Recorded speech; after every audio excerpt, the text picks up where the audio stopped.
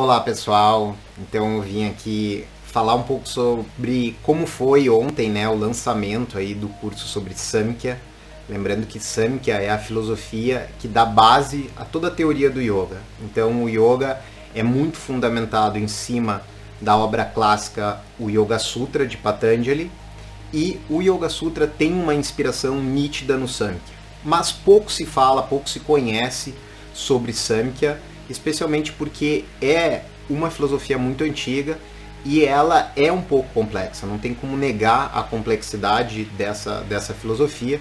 No entanto, a gente está abordando no curso os temas bem aos poucos, construindo conhecimento ali junto com os alunos, e aí está dando para compreender melhor a importância e a significância histórica dessa filosofia chamada Samkhya. Então eu queria compartilhar um pouco com vocês um ponto que a gente viu durante o curso, que foi a questão de por que o Samkhya é a filosofia fundadora da espiritualidade e pode ser considerada a primeira filosofia do Oriente, né?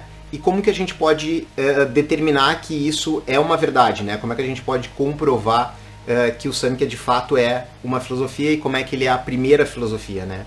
Então, esse curso, né, ele tem uma ideia de trazer um pouco do que é filosofia. Ele não é um curso apenas sobre o Samkhya, mas como uma filosofia, como uma forma filosófica de ver o mundo como um todo.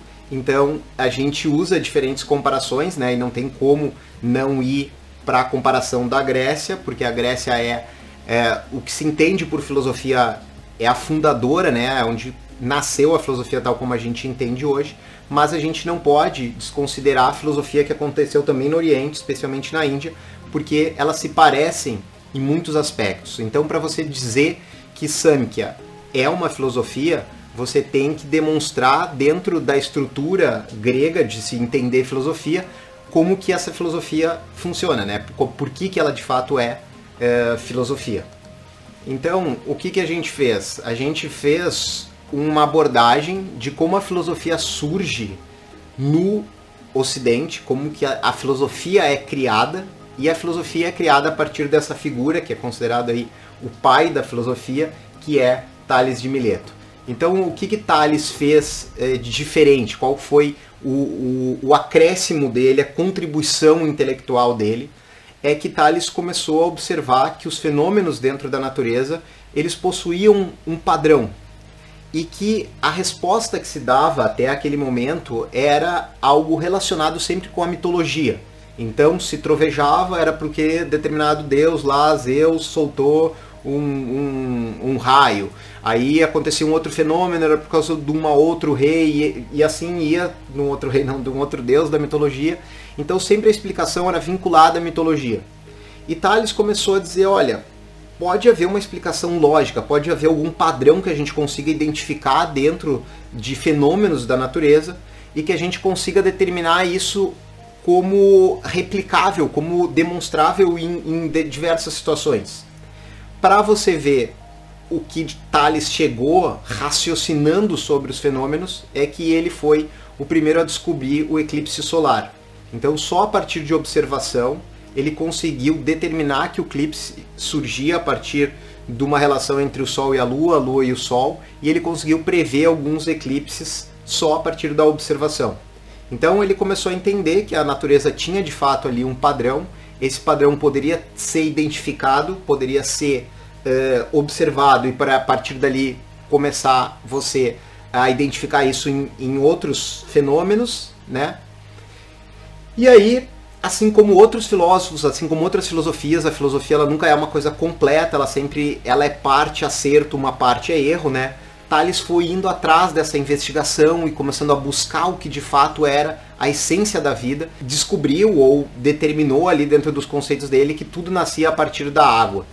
Então hoje a gente sabe que isso não é verdade, né? Que não nasceu tudo a partir da água, mas ele trouxe essa contribuição, né? Então ao longo do curso a gente está vendo muito isso, que determinados pensadores, filósofos, eles contribuem em alguma coisa, mas eles cometem os erros que são os erros comuns ali do seu tempo, né? Então assim aconteceu com Tales, assim aconteceu com outros pensadores que a gente investigou aqui, a gente viu no curso, né? Como Sócrates, também a gente viu sobre o Aristóteles, mas eu queria demonstrar para vocês aqui Kapila, né, que daí tendo a relação de por que o Samkhya é uma filosofia. Então Kapila é considerado o criador dessa filosofia, mas a gente nunca pode considerar uma pessoa, considerando a história da Índia como uma pessoa sendo o criador de algum sistema.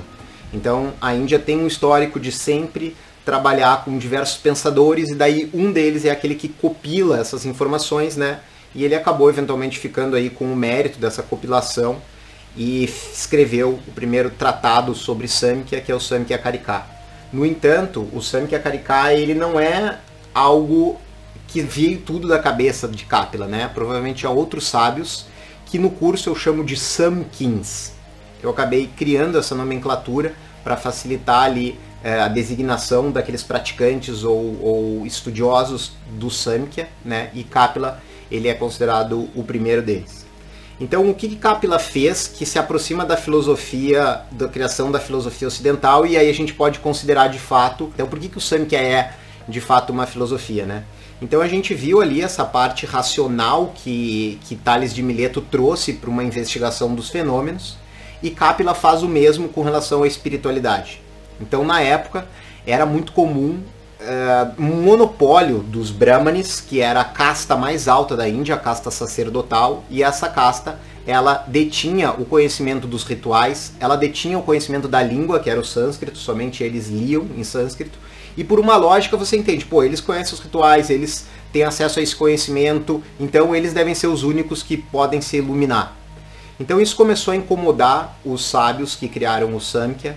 Além disso, tinha outros fatores dentro dos Vedas que incomodavam os Samkhins, como por exemplo rituais que envolviam o sacrifício de animais vivos. Eles não gostavam porque eles já tinham como um pressuposto da vida a não agressão. E também a ingestão de soma, que é uma bebida alucinógena que é descrita nos rituais, é descrita nos Vedas. Isso também os Samkhins não gostavam. Então eles começaram a criar um sistema que contrapunha tanto o que estava escrito nos Vedas, quanto esses pontos aí que eles não gostavam, né? E nos Vedas tinha muito uma explicação também mitológica, e eles começaram a demonstrar que o universo ele podia ser explicado de uma determinada forma. Então o universo tinha uma estrutura ali que poderia ser observada. O ser humano sofre porque ele vive uma ignorância dentro desse processo, dentro dessa estrutura do universo. O ser humano cria uma certa confusão e isso acaba tendo como consequência o sofrimento. E o conhecimento do Samkhya, ele visa você conhecer essa estrutura e a partir daí você buscar uma libertação. Então é por isso que eu escrevi aqui, inclusive, soteriológica, que é algo que busca uma salvação, busca uma libertação do ser humano. Então o Samkhya, ele é tanto uma cosmogonia, ele explica como o universo funciona, como uma soteriologia. Ele explica, ele dá um apontamento de uma possível salvação para o ser humano. Então, ao longo do curso a gente vai explorar um pouco mais como é essa estrutura que o Samkhya apresenta, né?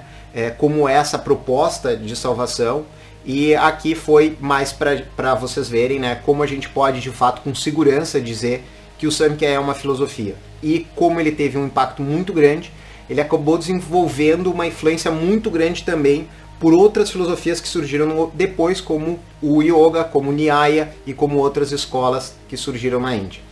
Então, se você quer fazer parte do curso, esse curso ele faz parte do curso de formação de professores de yoga. Ele é parte do nosso acervo teórico. A gente vai gravar esse curso ao longo de 4 encontros, o primeiro nível dele, que vai dar toda essa base teórica do Samkhya. Então, se você gosta desse assunto, você vai gostar de aprofundar ele no curso de formação. Se você já se formou conosco, entre em contato conosco por aqui, por direct, mandando mensagem, que você pode agora assistir essas aulas ao vivo. E também você vai ter o acesso ao conteúdo do curso quando a gente disponibilizar na área de membros, tá bom? Então, eu espero que vocês tenham gostado aí dessa comparação aí de como, de fato, o Samkhya pode ser uma filosofia. O curso vai continuar aí nas próximas semanas aí, a gente vai ter mais encontros. E realmente eu estou muito feliz, aí é um trabalho que está me deixando muito feliz em realizar, porque é um estudo que eu gosto, é algo que traz algo que o professor vai poder de fato ensinar ali, é algo que tem a ver com a nossa filosofia, com a busca dentro do yoga. O yoga é muito inspirado no Samkhya, então está me deixando muito feliz aí fazer esse estudo ao mesmo tempo que está sendo um ensino, uma transmissão. Lembrando que quem faz esse curso também vai ganhando os livros de cada uma das aulas. Então nessa primeira aula que a gente abordou a história, né? Tanto a história da filosofia quanto a história do Samkhya, e já abordamos também um pouco sobre os conceitos do Samkhya. Então vai sair um livro dessa aula especificamente. Quem está fazendo parte do curso vai poder ler, vai ter acesso a esse material escrito, com todos os detalhes, as referências e tudo mais.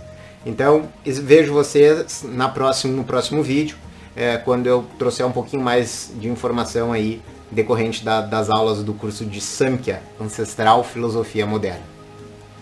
Hari Om.